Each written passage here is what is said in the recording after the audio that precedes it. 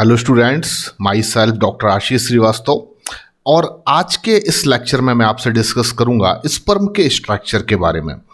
अभी तक हमने अपने प्रीवियस लेक्चर में आपसे स्पर्मेटोजेनेसिस की प्रोसेस को काफ़ी डिटेल में स्टडी किया और डिस्कस किया, और स्पर्मेटोजेनेसिस की प्रोसेस को समझने के बाद अब हम ये आसानी से जान चुके हैं कि मेल के गोनाड्स यानी कि प्राइमरी सेक्स ऑर्गन टेस्टिस में प्रेजेंट सेमिनिफेरस ट्यूब्यूल्स की इनर वॉल पर कुछ highly specific diploid cell present होती हैं जिनको हम स्पर्मेटोगोनिया कहते हैं।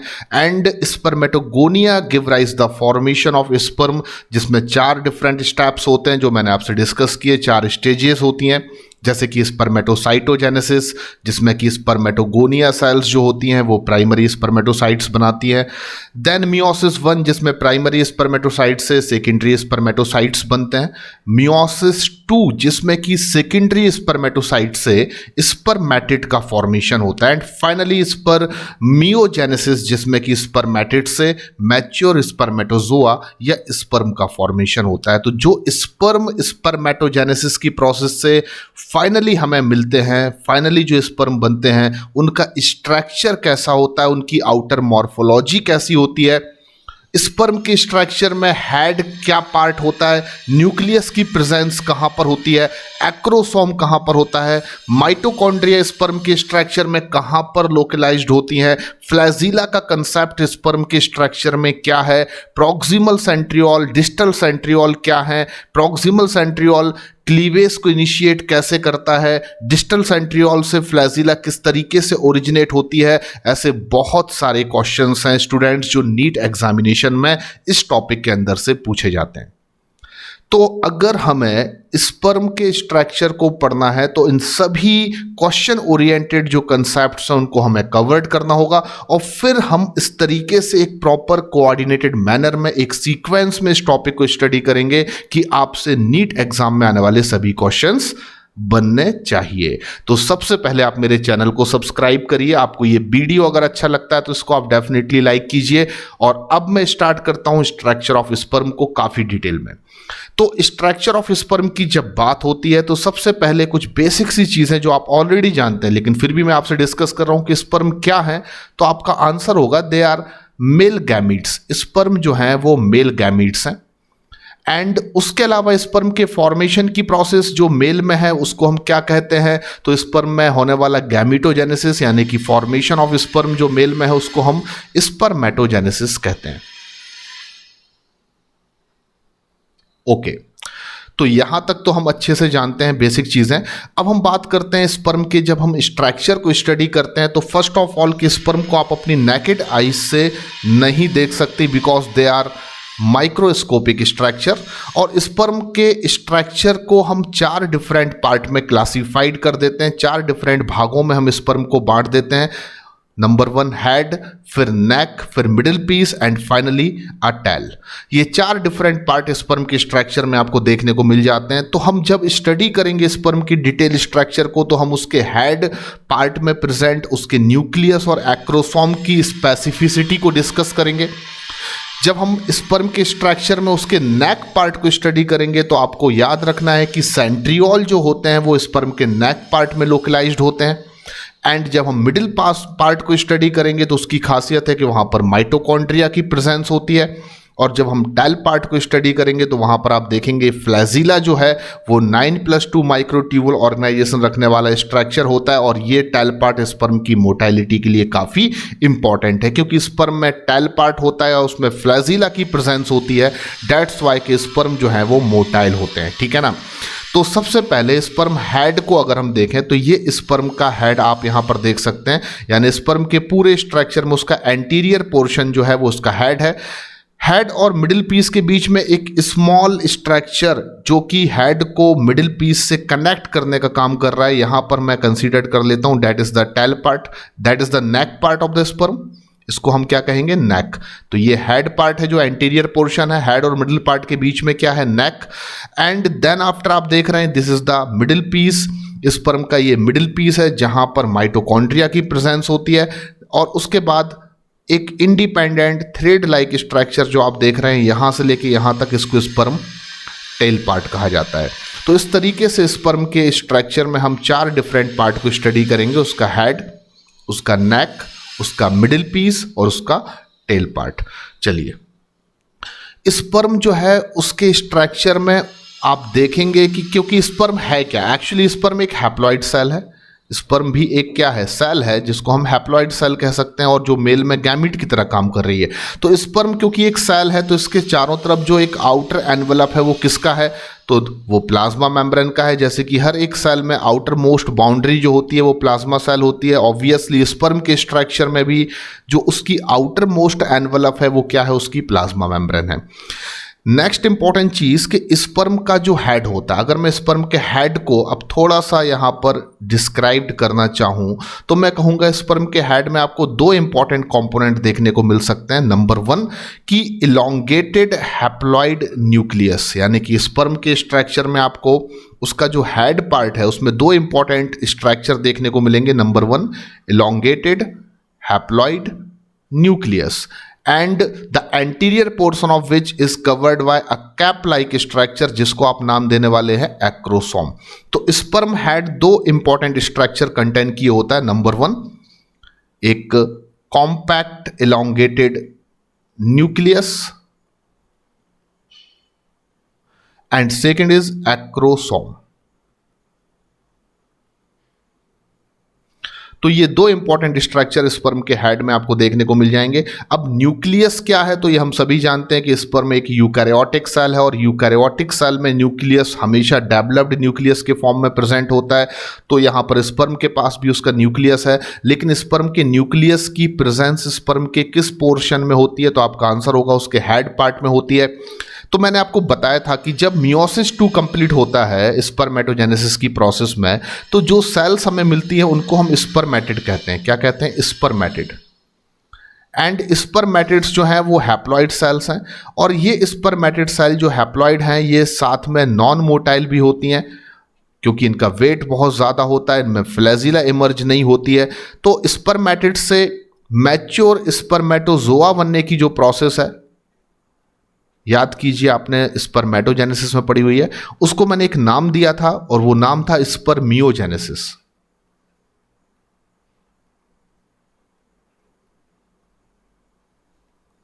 तो स्पर्मेटिड से स्पर्मेटोजोआ बनने की प्रोसेस स्पर्मियोजेनेसिस है। जब एक स्पर्मेटिड स्पर्मेटोजोआ में अपने आप को डिफरेंशिएट करता है, उस दौरान ही ये चेंजेस होते हैं कि स्पर्म में हेड जो होता है वो उसके न्यूक्लियस को कंसिस्ट कर लेता है। यानी कि स्पर्मेटिड में जो हेड होता है वो उसके, स्पर्मेटिड में जो न्यूक्लियस होता है वो उसके यानी स्पर्म के हेड पार्ट में लोकलाइज्ड हो जाता है और काफ़ी कॉम्पैक्ट और कंडेंस हो जाता है। आप देखेंगे स्पर्मेटिड के पास गोल्जी एपरेटस होते हैं जिनको हम गोल्जी कॉम्प्लेक्स भी कहते हैं, और स्पर्मेटिड के गोल्जी एपरेटस जो होते हैं, जब स्पर्मेटोजोआ में स्पर्मेटिड का डिफरेंशिएशन होता है तो दे कन्वर्टेड और मॉडिफाइड इनटू एक्रोसोम। तो आपसे कई बार ये एग्जाम में पूछा जाएगा कि एक्रोसोम क्या है, तो आपका आंसर होगा एक्रोसोम जो है वो मॉडिफाइड गोल्जी एपरेटस है। यानी स्पर्मेटिड के गोल्जी एपरेटस ही मॉडिफाइड होकर स्पर्म में एक्रोसोम का फॉर्मेशन करते हैं, जो बेसिकली कैसा स्ट्रक्चर है, तो आपका आंसर होगा that is the cap like structure. और ये कहां पर प्रेजेंट होता है, तो न्यूक्लियस के जस्ट पहले, यानी एंटीरियर पोर्शन जो है, न्यूक्लियस का एंटीरियर पोर्शन जो है, यानी कि स्पर्म में न्यूक्लियस के जस्ट पहले आपको जो कैप लाइक स्ट्रक्चर ये देखने को मिल रहा है, दिस वन, ये कैप लाइक स्ट्रक्चर जो है इसको आप क्या नाम दे सकते हैं, एक्रोसोम। अब इंपॉर्टेंट चीज ये है कि एक्रोसोम की क्या इंपॉर्टेंस है स्पर्म में। एक स्पर्म के स्ट्रक्चर में एक्रोसोम का क्या इंपॉर्टेंस होता है, तो आपको याद रखना है कि स्पर्म में जो एक्रोसोम है उसमें एंजाइम्स प्रेजेंट होते हैं, और जो भी एंजाइम्स प्रेजेंट होते हैं कलेक्टिवली हम उनको एक साथ स्पर्मलाइजिन कह सकते हैं। फिलहाल मैं उनको एक साथ क्या कह रहा हूं, स्पर्मलाइजिन। तो एक स्पर्म के एक्रोसोम में कलेक्टिवली जितने भी एंजाइम्स की प्रेजेंस होती है उनको हम एक साथ स्पर्मलाइजिन कहते हैं। They are very important for fertilization of ovum. तो स्पर्म जब ओवम को फर्टिलाइज करता है उस समय यह बहुत ज़रूरी होता है कि स्पर्म के एक्रोसोम में प्रेजेंट जो स्पर्मलाइजिन है, यानी कि जो हाइड्रोलाइटिक कुछ एंजाइम्स हैं, वो ओवम के सराउंडेड प्रेजेंट जोना पेल्यूसिडा जो लेयर है उसको लाइस करें, उसको डीजेनरेट या डिग्रेड करें, ताकि स्पर्म जो है वो अपने न्यूक्लियस को पेनेट्रेट कर सके into cytoplasm of the ovum. तो इसके बारे में मैं आपसे आगे डिस्कस करता हूं। तो ये क्वेश्चन नीट में कई बार आया है कि स्पर्म के पास जो एंजाइम्स प्रेजेंट होते हैं वो कौन से हैं, यानी कि किस प्रकार के एंजाइम जो हैं वो स्पर्म एक्रोसोम में पाए जाते हैं। तो आप सबसे पहली चीज़ याद रखें कि कलेक्टिवली जितने भी एंजाइम स्पर्म के एक्रोसोम में प्रेजेंट होते हैं उनको हम एक साथ बोल सकते हैं स्पर्म लाइसिन। पहली चीज़ आप याद रखें। एंड एक्रोसोम ऑफ स्पर्म में जो एंजाइम प्रेजेंट है मेनली वो दो एंजाइम है। एक का नाम है हाइल्यूरोनाइडेज एंड दूसरे को हम कह सकते हैं एक्रोसिन। तो ये दो वो प्रिंसिपल एंजाइम है जो एंजाइम के फॉर्म में एक्रोसोम में प्रेजेंट होते हैं। एक का नाम आप याद रखें हाइल्यूरोनाइडेज एंड अनदर एंजाइम को हम बोल रहे हैं एक्रोसिन, और इनको एक साथ हम क्या बोल सकते हैं स्पर्म लाइसिन। इसमें कोई प्रॉब्लम नहीं होना चाहिए।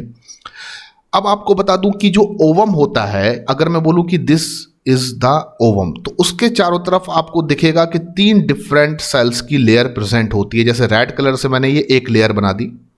ओवम के surrounded 3 different types of layer present होती है। ये ऑलरेडी नीट का एक क्वेश्चन रह चुका है कि ओवम के चारों तरफ कितनी लेयर्स प्रेजेंट होती हैं। तो एक लेयर जो रेड कलर से मैंने बनाई ये है, दूसरी लेयर जो मैं ब्लू कलर से बना रहा हूं, एंड तीसरी लेयर जो ओवम के सराउंडेड प्रेजेंट होती है वो मैं अब ग्रीन कलर से बना रहा हूं। इस तरीके से आप देख सकते हैं कि एक ओवम के सराउंडेड 3 डिफरेंट लेयर्स प्रेजेंट होती हैं। अगर मैं इन लेयर्स के नाम लिख दूं तो कोई प्रॉब्लम नहीं होना चाहिए।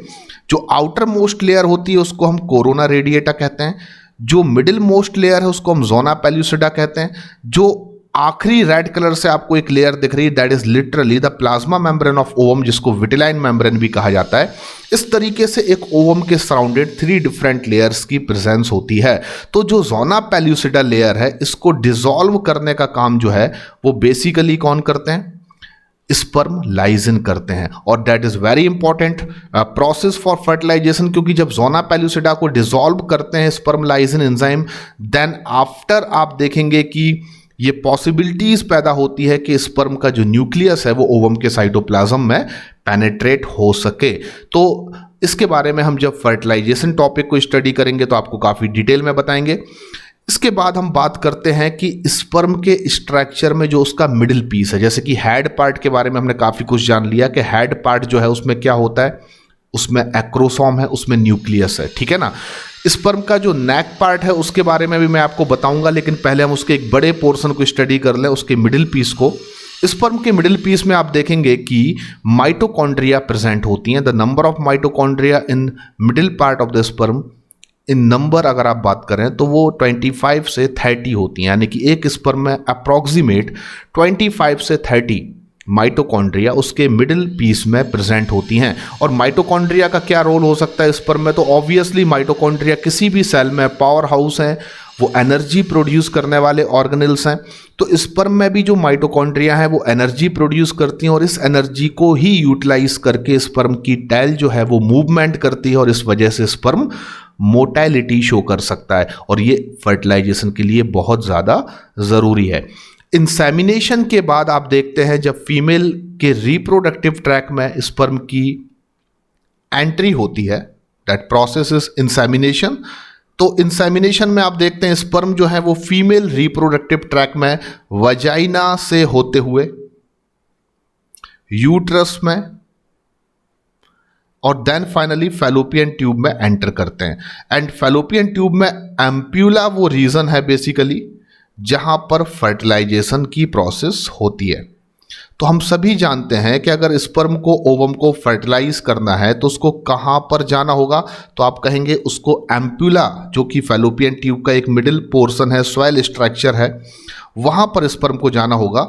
तो एम्प्यूला जो है बेसिकली वो ऐसा पार्ट ऑफ द ओविडक्ट है जहां पर फर्टिलाइजेशन की प्रोसेस होती है। तो स्पर्म में मोटाइलिटी होना बहुत ज़रूरी है, स्पर्म का मोटाइल होना बहुत ज़रूरी है, तभी वो इंसेमिनेशन के दौरान वजाइना यूट्रस से होते हुए फैलोपियन ट्यूब के एम्पुलरी रीजन तक पहुंच सकते हैं और वो ओवम को क्या कर सकते हैं, फर्टिलाइज। तो मोटाइलिटी के लिए रिस्पॉन्सिबल कौन है, तो मैं कहूंगा उसका टेल पार्ट।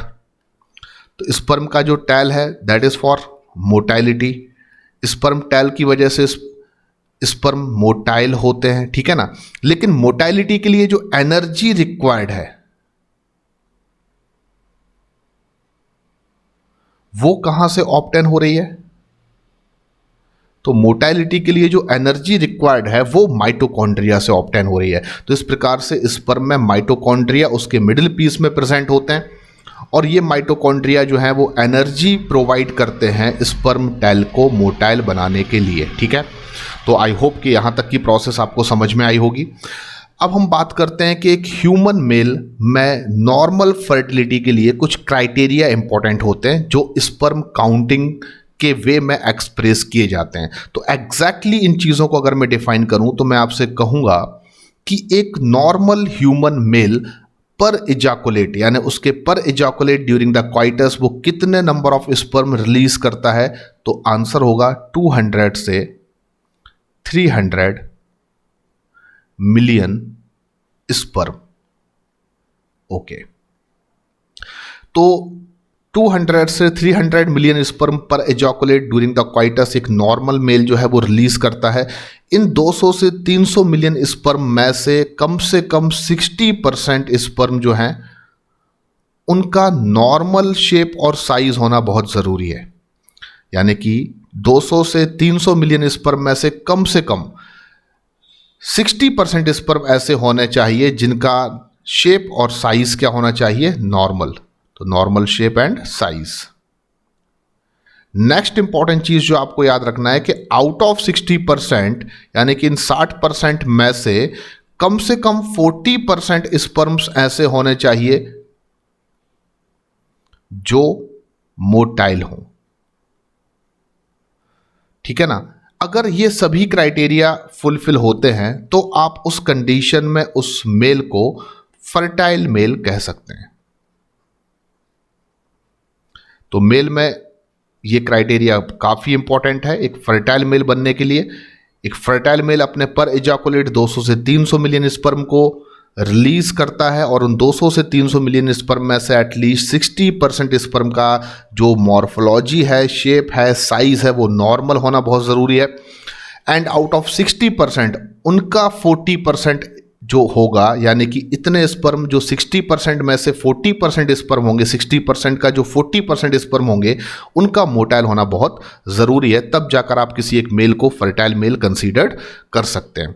आपको बता दूं कि मोस्ट ऑफ द स्पर्म जो होते हैं वो ड्यूरिंग द इंसेमिनेशन यानी कि जब मेल के स्पर्म्स को फीमेल के रिप्रोडक्टिव ट्रैक में एंटर कराया जाता है उस समय मोस्ट ऑफ द स्पर्म जो हैं वो इसलिए केवल किल्ड हो जाते हैं क्योंकि जनरली फीमेल की वजाइना का जो पीएच होता है वो एसिडिक होता है। तो मोस्ट ऑफ द स्पर्म के फीमेल रिप्रोडक्टिव ट्रैक में किल होने का जो कारण है वो फीमेल वजाइना में या रिप्रोडक्टिव ट्रैक में एसिडिक इन्वायरमेंट का होना है। अगर मैं बोलूं कि नॉर्मल कंडीशन में फीमेल की वजाइनल एसिडिटी को रिड्यूस करने के लिए क्या पर्टिकुलर कोई ग्लैंड्स होती हैं, तो डेफिनेटली मैं यहाँ पर आंसर दे सकता हूँ कि एक नॉर्मल कंडीशन में अगर मैं बात करूँ तो फीमेल के वैजाइनल ओरिफाइस या वैजाइनल ओपनिंग के दोनों तरफ एक पेयर ग्लैंड प्रेजेंट होती हैं जिनको बार्थोलिन ग्लैंड कहा जाता है। एंड आपको बता दूं कि बार्थोलिन ग्लैंड्स जो है वो काफ़ी इंपॉर्टेंट ग्लैंड्स हैं क्योंकि ये ऐसी ग्लैंड्स हैं, एक पेयर्ड एसेसरी ग्लैंड है फीमेल रिप्रोडक्टिव सिस्टम में जो कि वैजाइनल ओरिफाइस में लेफ्ट एंड राइट दोनों साइड प्रेजेंट होती हैं। ये कुछ अल्कलाइन सब्सटेंस का सीक्रीशन करती हैं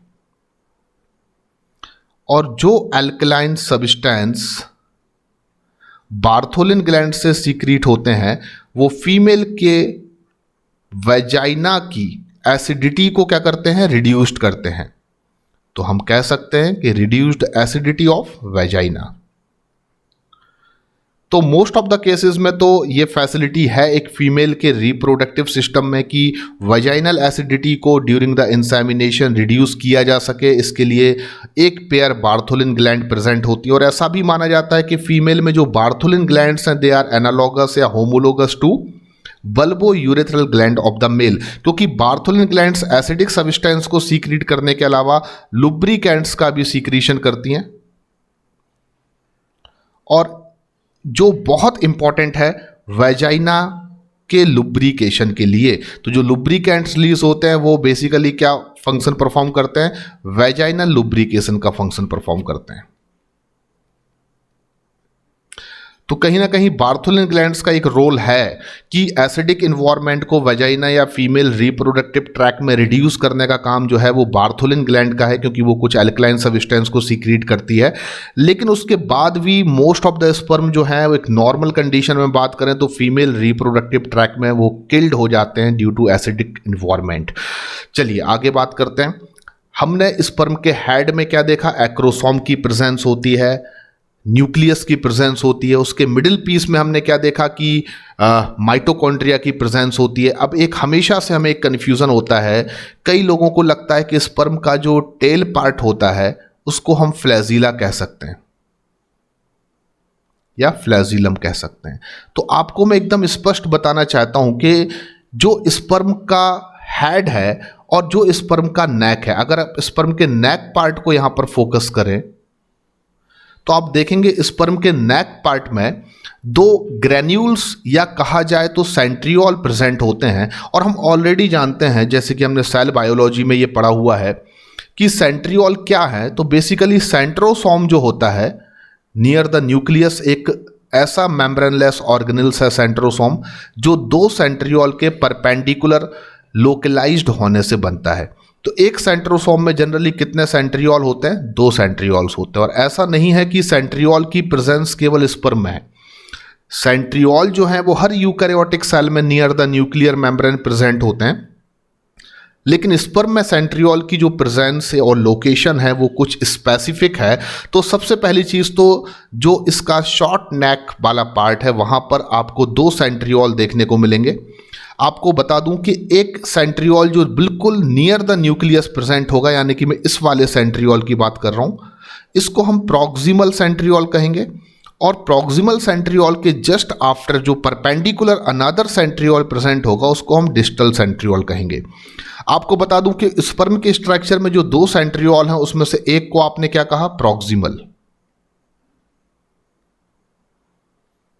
और दूसरे को आपने क्या कहा, डिस्टल।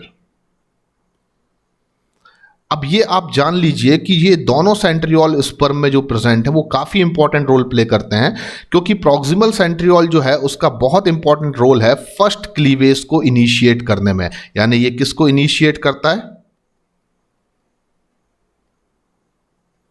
First cleavage.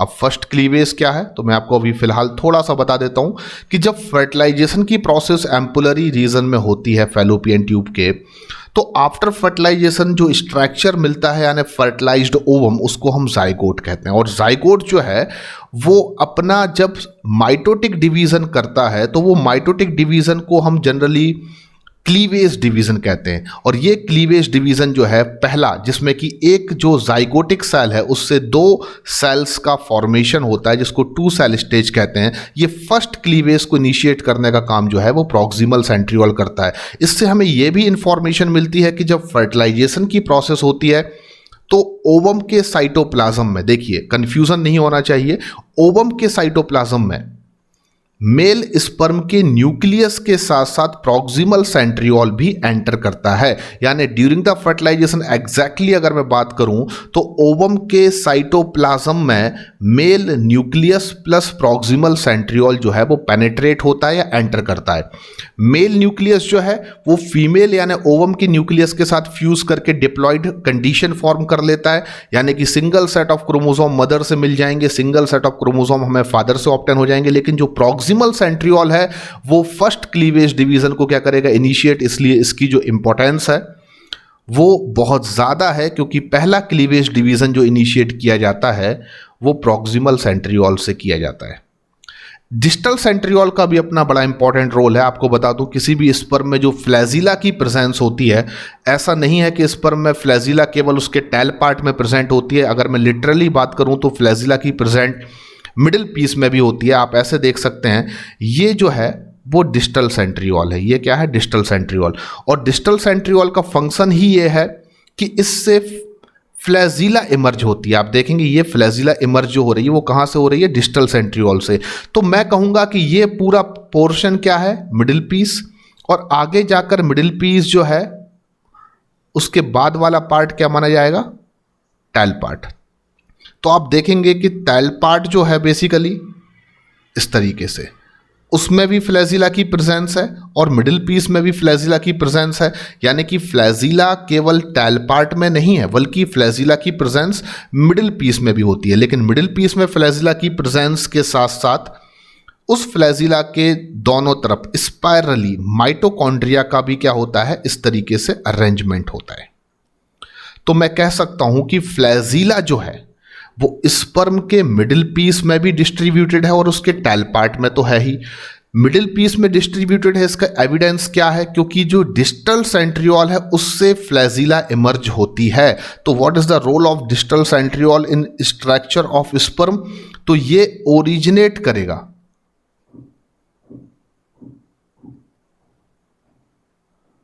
किसको? फ्लैजिला को।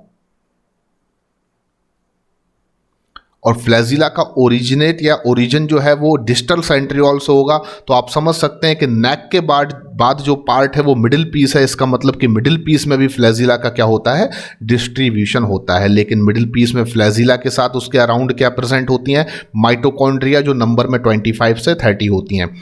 तो मैंने इस स्ट्रक्चर में आपको पहले भी दिखाया है, आप देखेंगे यहां पर कि स्पर्म के स्ट्रक्चर को अगर हम दो पार्ट में डिवाइड करें तो एक इसका हेड हो जाता है और दूसरा इसका फ्लैजिलम हो जाता है।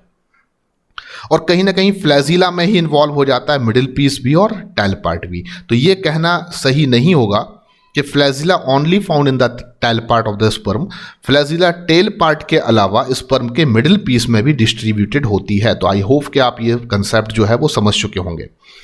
इस तरीके से स्पर्म के नेक पार्ट की जो इंपॉर्टेंस है वो यही है कि इसमें दो सेंट्रियोल परपेंडिकुलर प्रेजेंट होते हैं, एक नियर द न्यूक्लियस प्रॉक्सिमल और एक उसके after distal centriole. Proximal centriole cleavage को इनिशिएट करता है, जबकि डिस्टल सेंट्रियोल का बेसिक कंसेप्ट क्या है कि यहां से फ्लैजिला ओरिजिनेट होती है। ठीक है ना? आगे बढ़ते हैं हम। अब आप देखेंगे स्ट्रक्चर ऑफ स्पर्म में मैंने आपको जितने भी अभी तक कंसेप्ट डिलीवर्ड किए हैं उनको हम यहां पर अब यूनाइट करते हैं। तो स्पर्म के स्ट्रक्चर में आपको क्या क्या याद रखना होगा एक बार हम रिकैप कर लेते हैं, ताकि इस लेक्चर में जितनी भी चीजें मैंने आपको बताई हैं उनका रिवीजन हो सके। स्पर्म के स्ट्रक्चर में एक पार्ट होता है उसका हेड, देन एक स्मॉल नेक, उसके बाद आप देखेंगे इस तरीके से ये फैला हुआ है जो उसको हम बोलेंगे मिडिल पीस,